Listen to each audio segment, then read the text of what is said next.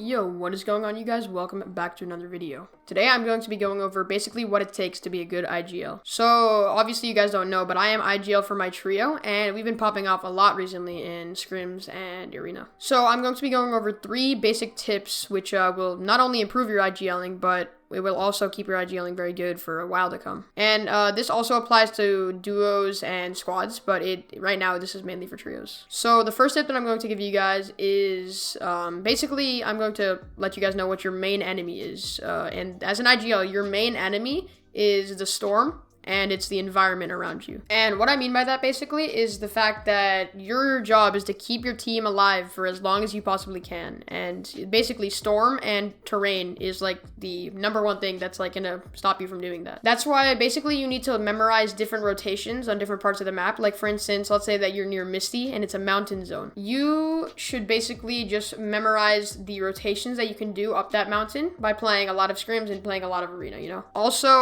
while the rest of your team may be like looking for frags and doing whatever, your job is to keep looking for different rotations and different ways to get up. Oftentimes on like mountain rotations or water rotations, it's very difficult to rotate without being shot at or being blocked off, but with practice that will eventually come. So for the second tip, I'm just basically going to tell you guys that you guys should really be assertive. And if one of your teammates is saying that you should do one thing and you know that it's a bad call, you should basically just tell them, no, we're not doing that, we're doing this, you know?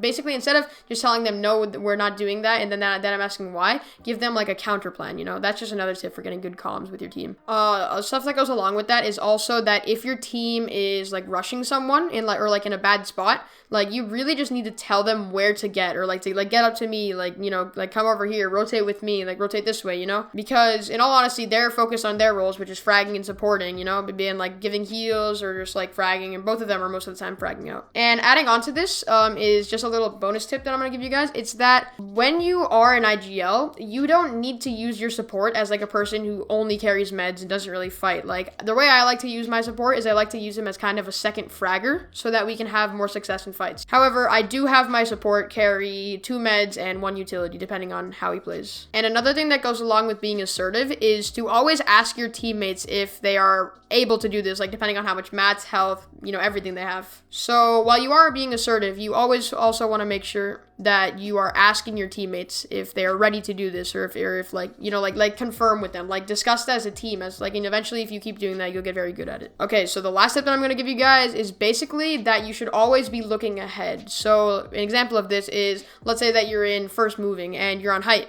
right?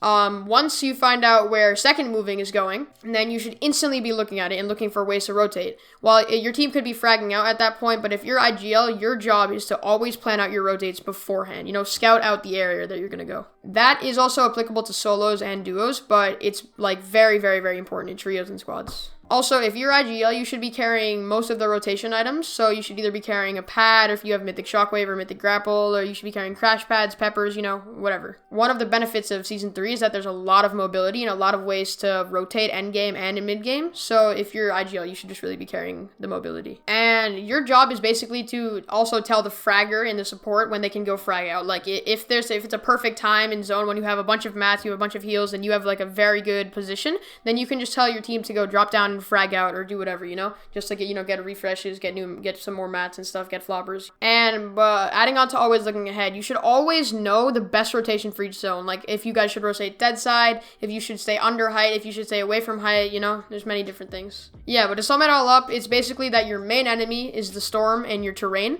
and then also you should be assertive and make clear and like, you know, correct comms.